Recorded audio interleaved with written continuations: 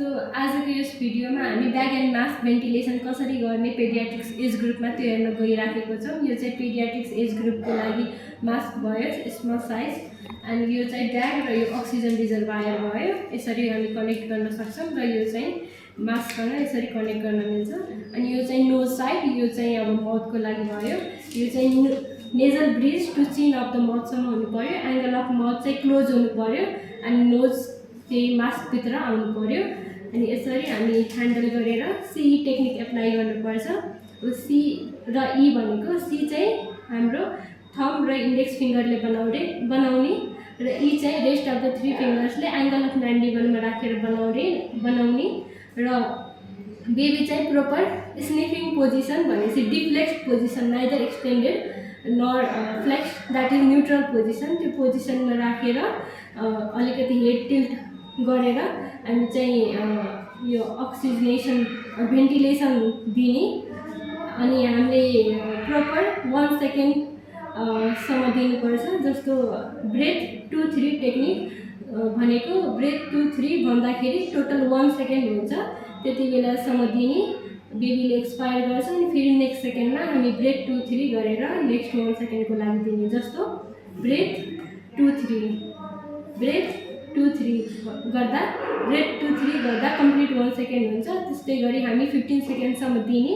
And we see for the progress, जस्तो heart rate is rising or not, chest is visibly expanding or not. If त्यो छ भने हाम्रो ventilation process successful भइराखेको छ। If not then we have to check and apply ventilation correction steps. जस्तो MR SOPA, that is mister SOPA apply गरेर readjust गर्नुपर्छ।